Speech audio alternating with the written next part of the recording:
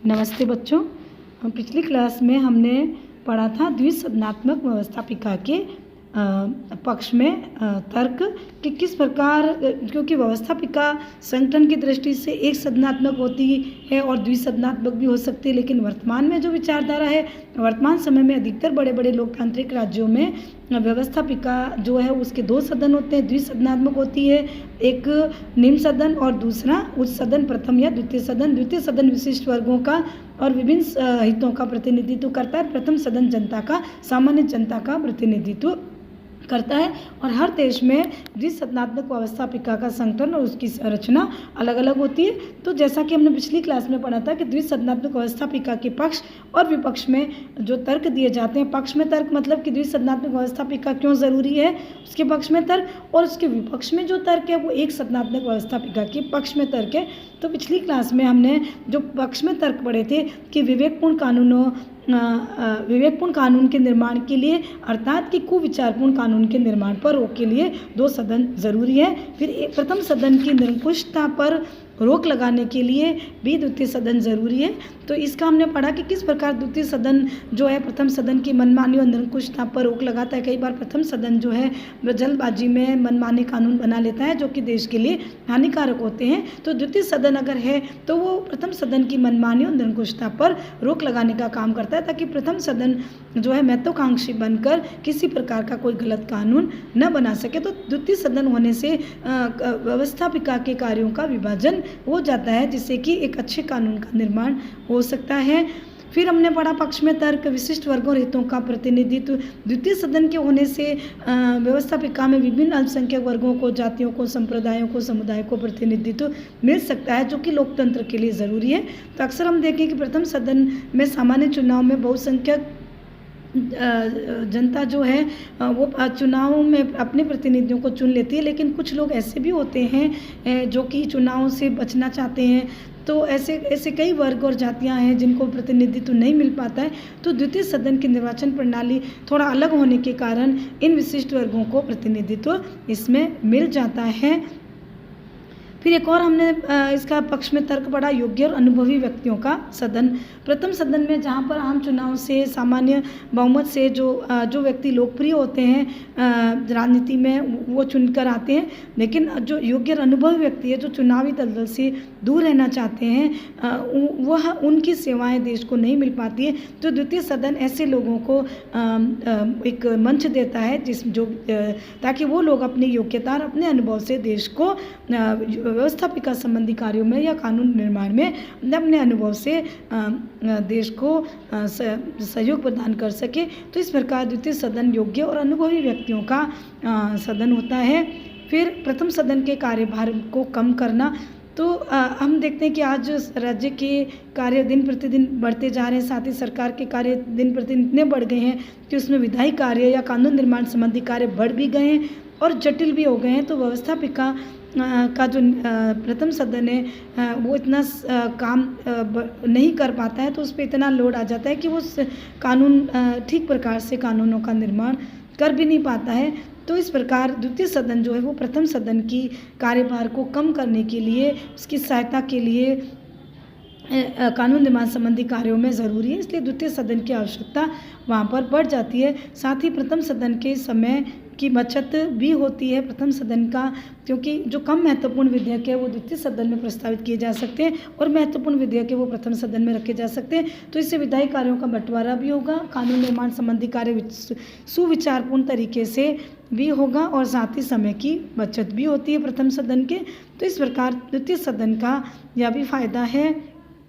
विभिन्न प्रतिभाओं, विभिन्न योग्यताओं को इसमें मौका मिलता है, क्योंकि कुछ व्यक्ति चुनावी राजनीति से दूर रहना चाहते हैं, तो अनुभवी योग्य व्यक्ति द्वितीय सदन में नामित हो जाते हैं। फिर संघात्मक शासन व्यवस्था के लिए भी आवश्यक है।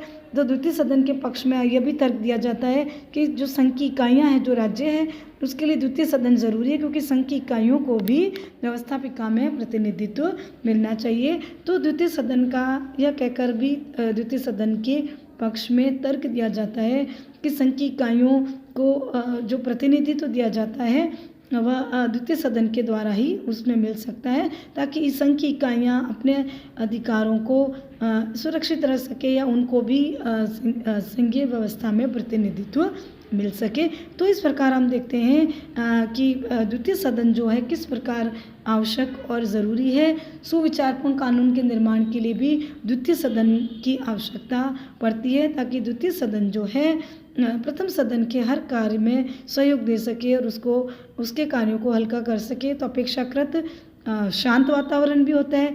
तो प्रथम सदन में अक्सर ऐसे व्यक्ति चुनकर आते हैं जो युवा होते हैं, जो उग्रतांत्रिक वातावरण रखते हैं और कभी कभी किसी भी विधेयक पर वो उग्र विचार विमर्श कर लेते हैं। तो द्वितीय सदन में अपेक्षाकृत योग्य और अनुभवी उम्रदराज व्यक्ति बैठते हैं। तो इसे द्वितीय सदन का वातावरण जो शांत रहता है, तो शांत वातावरण में कई बार गंभीर महत्वपूर्ण विधेयकों पर भी शांतिपूर्ण तरीके से, सुविचारपूर्ण तरीके से विचार विमर्श किया जा सकता है। तो इस प्रकार द्वितीय सदन के पक्ष में जो तर्क दिए जाते हैं, इसलिए अधिकांश देशों में द्वितीय सदन है और यही अवधारणा लोकप्रिय है कि द्वितीय सदन की जो उपस्थिति है वो उस स्वतंत्रता की गारंटी है और कुछ सीमा में अत्याचार और मनमानेपन से भी सुरक्षा करती है।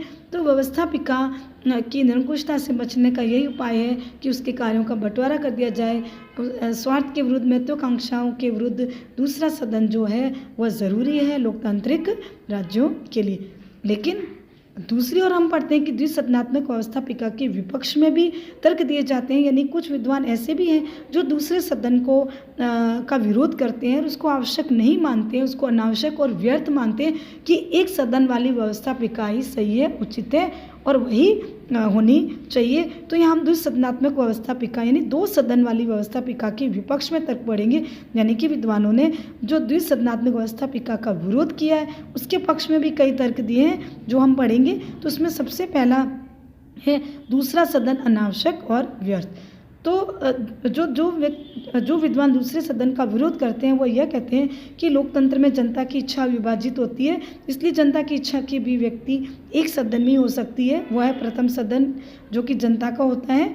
तो यहाँ पर जैसा एपिस सीज ने कहा है कि कानून जो है जनता की इच्छा है और किसी भी विषय पर जनता की एक ही समय में एक ही विषय पर जनता की एक इच्छा हो सकती है, दो नहीं हो सकती। तो इसीलिए जनता का प्रतिनिधित्व करने वाली जो व्यवस्थापिका है वह भी आवश्यक रूप से एक ही होनी चाहिए, क्योंकि जहाँ दो सदन होंगे वहाँ विरोध होगा, विभाजन होगा और जन इच्छा जो है वो निष्प्रभावी हो जाएगी। तो इस प्रकार जनता की इच्छा के लिए भी, क्योंकि प्रथम सदन जो जनता का प्रतिनिधित्व करता है और वही आवश्यक है, दूसरे सदन की आवश्यकता नहीं है, दूसरा सदन अनावश्यक है, व्यर्थ है।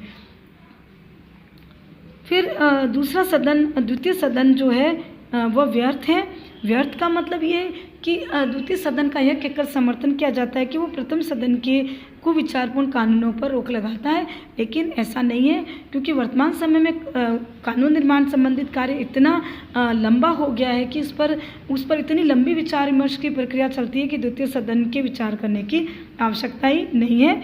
तो यहाँ पर द्वितीय सदन अनावश्यक है, क्योंकि यह कहा जाता है कि अगर द्वितीय सदन प्रथम सदन का समर्थन करता है तो वह अनावश्यक है, और यदि वो से असहमत है प्रथम सदन से द्वितीय सदन तो अनावश्यक गतिरोध उत्पन्न होगा। तो इसलिए यह कहा जाता है कि दूसरा सदन पहले सदन का विरोध करता है तो वो दुष्ट है, लेकिन यदि वो उससे सहमत भी होता है तो वह व्यर्थ है। कहने का मतलब ये है कि प्रथम सदन में कानून निर्माण संबंधी कार्यों पर इतना लंबा विचार विमर्श होता है कि दूसरे सदन की आवश्यकता ही नहीं है, तो यह अनावश्यक और व्यर्थ है।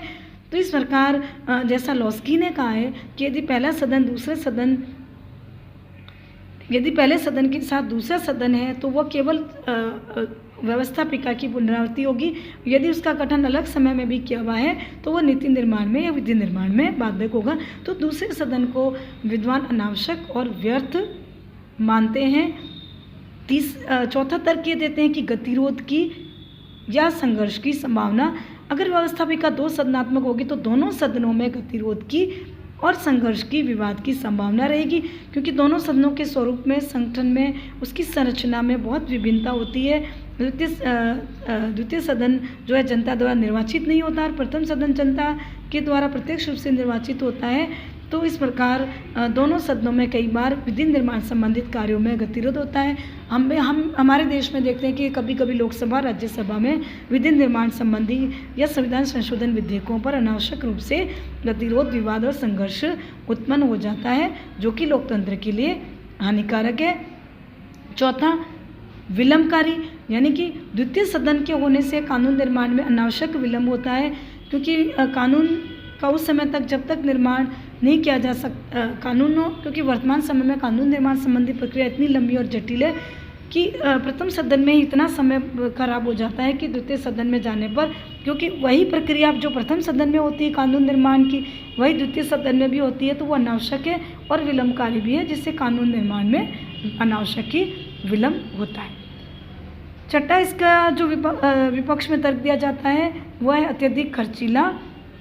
दो सदन के होने से अनावश्यक रूप से खर्चा बढ़ता है, अनावश्यक रूप से खर्च बढ़ता है, और इस प्रकार हम देखें कि दो सदनों के होने से दोनों सदनों पर वही विधि निर्माण संबंधित कार्य पर खर्चा होता है, इससे राजकोष पर अनावश्यक भार भी बढ़ता है। तो आधुनिक राज्यों में अगर एक सदनात्मक व्यवस्थापिका है तो वो सही है, सुचारू रूप से संचालित हो सकती है, और द्विसदनात्मक व्यवस्थापिका अगर है तो वो विधायी कार्यों की पुनरावृत्ति है।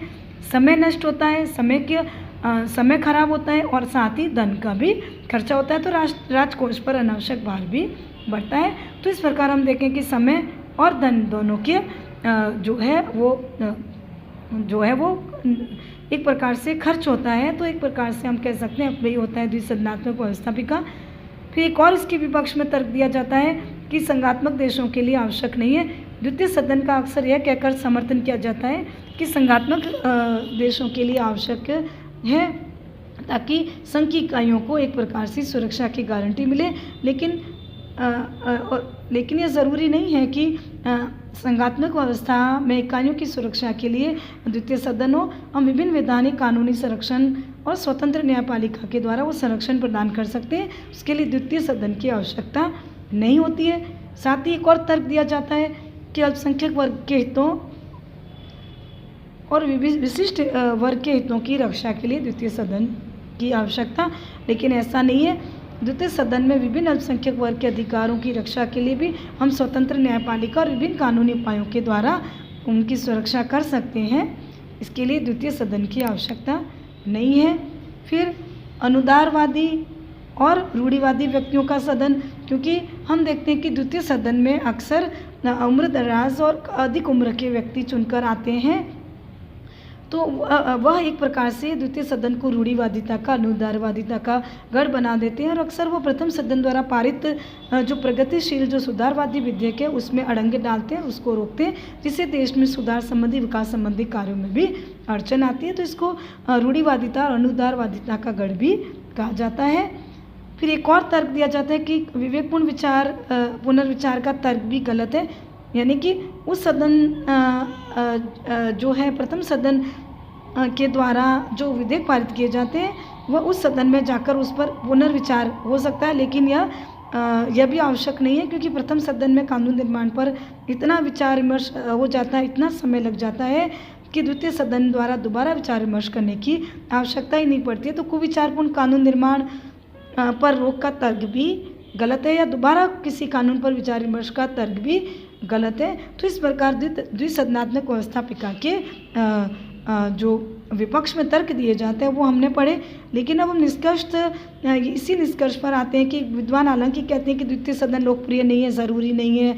ब्रिटेन में लॉर्ड सभा का शक्तियों का कम होने का तर्क दिया जाता है, भारत में राज्यसभा की शक्तियाँ कम होने का तर्क दिया जाता है, लेकिन द्वितीय सदन की शक्तियाँ घट जरूर गई है, लेकिन उसको समाप्त करने की धारणा लोकप्रिय नहीं है, क्योंकि आज भी अगर हम विचार करें तो प्रथम सदन की निरंकुशता के विरुद्ध एक कवच और एक संरक्षण के रूप में द्वितीय सदन आवश्यक ही नहीं बल्कि अनिवार्य भी है। और वर्तमान समय में यही अवधारणा लोकप्रिय है कि व्यवस्थापिका के दो सदन होने चाहिए, ताकि लोकतांत्रिक राज्यों में जो जनता के और विभिन्न वर्गों के हित जो है वह सुरक्षित रह सके।